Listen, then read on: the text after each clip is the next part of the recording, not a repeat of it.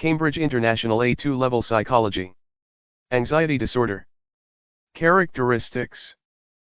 Anxiety is classified as a pattern of frequent, persistent worry and apprehension about a perceived threat in the environment. It is minor or non-existent, but the person perceives it as highly threatening. Phobia is an extreme and irrational fear towards a stimulus and is disproportionate to the actual danger. Common symptoms of anxiety: muscle tension, restlessness, feeling constantly on edge, difficulty concentrating, due to being preoccupied with their worry, tiredness and irritation, due to sleep disturbance. Generalized anxiety disorder, GAD, a long-term condition wherein feelings of anxiety may be generalized over multiple situations and things, money, health, family, work, etc., rather than a specific stimulus, phobia. Panic attacks are a common feature and can last minutes or hours.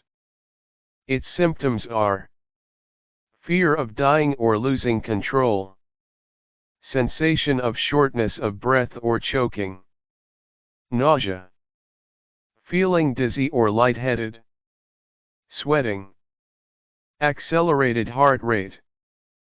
Case study: Kaimaya, female aged 39. Kaimaya is afraid of birds, not knowing what caused her extreme anxiety. She can't even look at photographs of birds. The thought of looking or touching birds makes her sick. She finds the sounds of wings flapping rather upsetting. She avoids places where she might be exposed to birds, beaches, town centers, or woodlands, limiting her social life. Types and examples: agoraphobia, hemophobia, animal phobias, kumpaunophobia. Types and examples: agoraphobia, fear of public places, characterized by a fear of two or more of, standing in line or in a crowd, being in open spaces, using public transport, being outside the home by oneself, being in enclosed spaces. Agoraphobic individuals will actively avoid such situations, or experience severe distress while enduring them. Depending on the nature of the phobic stimulus, the anxiety can cause significant impairment to social and working life. Hemophobia, an irrational fear of blood, but can also extend to needles, injections, or other invasive medical procedures. Individuals experience an increased heart rate, combined with a drop in blood pressure. They can end up fainting. Animal phobias commonly include dog, insect, bird and spider phobias. Individuals feel distress and panic attacks when faced with them. Kumpaunophobia, fear of buttons. Individuals can't touch or look at them. Measures: BIP, GAD-7. The Blood Injury Phobia Inventory, BIP, measures hemophilia. Self-report measure that lists 18 situations involving blood and injections to find cognitive, physiological and behavioral responses. Example situation: when I see someone injured bleeding on the road. Example response: cognitive, I think I'm going to faint. Physiological, my heartbeat speeds up. Behavioral, I escape from the situation immediately. Asked to rate on a scale of 0 to 3 the frequency of each symptom: 0 equals never, 1 equals sometimes, 2 equals almost always, 3 equals always. Generalized anxiety disorder 7, GAD-7, questionnaire is a screening test often used by general practitioners to enable further referral to a psychiatrist. Has 7 items which measure the severity of anxiety. Example items: feeling nervous, anxious, or on edge. Being so restless that it is hard to sit still. Feeling afraid as if something awful might happen. Score between 0 to 3 to measure frequency of symptoms. 0 equals not at all, 1 equals several days, 2 equals more than half the days, 3 equals nearly every day. Evaluation of GAD-7 and BIPI. High concurrent validity with other measures, thus valid and reliable instruments. Response bias. Inaccurate response can distort results, e.g. the person had a bad day, had a finger cut. Issues and debates. Reductionist. These psychometric tests rely on a single quantitative measurement of what is a rather complex experience for patients. They do not take qualitative data into account, e.g. what it is like having a phobia. Cultural bias. Cross-cultural differences influence BIPI and GAD-7 results, e.g. cultures that promote well-being and give reassurance to those around will have low diagnostic rates of social phobia. Explanations. Behavioral, classical conditioning, Watson, 1920. Phobia may be a result of a classical conditioning where, when a neutral stimulus is paired with a frightening stimulus, future association with the neutral stimulus will produce a fearful conditioned response. Watson and Rayner wanted to check whether fear could be learned via classical conditioning and whether it could be transferable to other objects and individuals. They used the principles of classical conditioning to create a phobia in a young and healthy 11-month-old infant, little Albert. Prior to conditioning, he was shown a range of stimuli: white rat, rabbit, dog, monkey, masks, cotton wool, etc., to which he reacted neutrally. The table below proves that fear can be learned through classical conditioning. Before conditioning. Unconditioned stimulus, UCS. Loud noise of metal bar. Unconditioned response, UCR. Fearful crying and avoidance. During conditioning. Neutral stimulus plus unconditioned stimulus. NS plus UCS, white rat plus loud noise. Unconditioned response, UCR. Fearful crying and avoidance. After conditioning. Conditioned stimulus, CS. White rat or similar animal/item. Conditioned response, CR. Fearful crying and avoidance. Treatment and management of anxiety disorders. Systematic desensitization, Walp, 1958. It is a way of reducing undesirable responses to a particular situation. It holds the assumption that nearly all behavior is a conditional response to stimuli in the environment. If a phobia can be learned, it can be unlearned. Systematically desensitizing a patient requires that a once frightening stimulus should eventually become neutral and provoke no anxiety. Reciprocal inhibition, the impossibility of feeling two strong and opposing emotions simultaneously. Key to unlearning phobic reactions through SD is to put the fearful feelings associated with phobic stimulus directly in conflict with feelings of deep relaxation. Stages in SD. Teach patient relaxation techniques, progressive muscle relaxation exercises, visualization, or even anti-anxiety drugs. Creating an anxiety hierarchy, a list of anxiety-provoking situations in relation to specific phobia that increases in severity. Patient works through each stage of the hierarchy via in vivo, direct, or in vitro, imagined, exposures. Stage situation relating spider phobia. 1. Looking at a drawing of a spider. 2. Looking at a detailed photo of a spider. 3. Watching a spider making a web on a video. 4. Being in the same room as a spider. 5. Standing in front of a spider's cage. 6. Standing next to another person holding a spider. 7. Touching spider whilst someone else holds it. 8. Holding spider in their own hand. At each stage of the hierarchy, patient is assisted to remain calm and relaxed using their chosen technique. The patient does not proceed to next stage until they report no feeling of anxiety in current stage.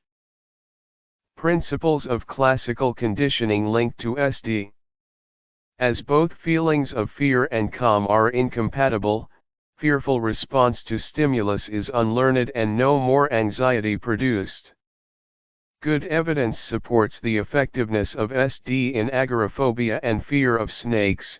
However, treatments involving more direct forms of exposure are now more commonly used.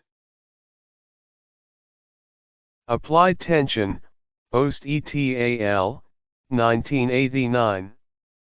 Involves applying tension to muscles to increase blood pressure throughout certain areas. E.g., blood phobia is associated with drops in blood pressure and consequently fainting. Using increased muscle tension, blood pressure can be raised and fainting prevented. In a study by Ost et al. Sample: 30 patients, 19M11F, from same hospital with phobia of blood, wounds, and injuries. 18 to 60 years. Using an independent design, they were divided into 3 groups: applied tension, applied relaxation, or a combination. Aim: establish which treatment was the most effective, including applied tension. Procedure: participants were part of either group below and underwent the following 45 to 60 minute sessions. Applied tension group, 5 sessions. Participants learn to tense their arm, chest, and leg muscles until they experience a feeling of warmth rising to their face. Once mastered, they would practice it during exposure to several situations involving blood. 5. Applied relaxation group, 9 sessions. Applied relaxation technique involved progressive muscle relaxation during exposure to same stimuli. 6. Combined group, 10 sessions. 7. Prior to treatment, participants were assessed by self-report, along with behavioral and physiological measures to establish tendencies towards anxiety and fainting. This included being observed whilst watching videos involving surgical operations and having their heart rate and blood pressure measured. Results: after treatment and 6 months post-treatment, participants were given the same set of measures to establish any changes.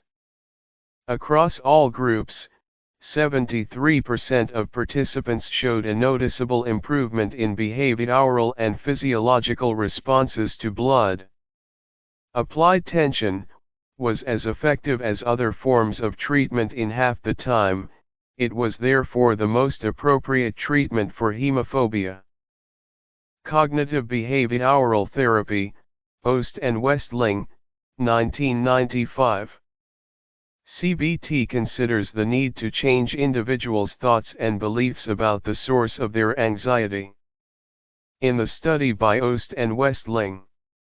Aim: compare effectiveness of CBT with applied relaxation, AR, in patients with panic disorder, characterized by spontaneous/unexpected panic attacks. Sample: 38 patients were recruited via Viaduct newspaper advertisement and psychiatrist referrals. They were treated individually across 12 weekly sessions. They were assessed before, after and in a 1-year follow-up by a self-report scale and self-observations of panic attacks, which included noting panic attacks and their severity in a diary. Procedure. A. Steps in CBT.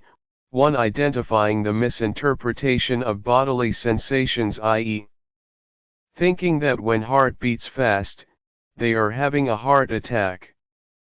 2. Participants were encouraged to generate alternative, non-catastrophic interpretations of their bodily sensations. 3. The therapist challenged the patient's evidence for their beliefs. B. Steps in AR. Progressive muscle relaxation techniques were taught, which were then practiced in both panic and non-panic situations. Results: no significant difference nor relapse between AR and CBT, suggesting both methods were successful in short to medium-term alleviation of panic attack symptoms. Evaluation study by Ost et al., 1989. Sample was from same hospital, limiting generalizability. Both sexes were part of sample, so results could be applied to both. An independent measures design was used, thus, participant variables could have affected the outcome, reducing validity. Study by Ost and Westling, 1995. One more ethical, as participants kept diaries of naturally occurring panic attacks, instead of triggering it. 2. Well controlled, as therapists were given standardist training, increasing validity and removing extraneous variables. 3.1-year follow-up shows long-term effect of treatment rather than a 6-month follow-up in Ost et al., 1989. Issues and debates. Treatments are applicable to real life, and the most effective treatment is found, e.g. applied tension was more effective for hemophobics than AR, reducing waiting times for therapy. Nature vs. nurture. In the case of SD, behaviorists assume that individuals are born, nature, a blank state with few specific behavior tendencies, and further behaviors such as phobia are developed via classical conditioning, nurture. However, not all phobias develop from negative associations of traumatic events. Some are believed to have served an evolutionary purpose, nurture. Thus, systematic desensitization and other behavioral treatments are most effective for phobias that are learned. Obsessions. Fear of, deliberately harming oneself, illness/infection, harming/killing others, accidentally injuring oneself/others. Strong desire for order and symmetry. Compulsions. Frequent and excessive hand washing. Putting things in order. Repetitive checking. Repeating words to oneself/repetitive counting. Don't forget to subscribe and hit the notification bell. New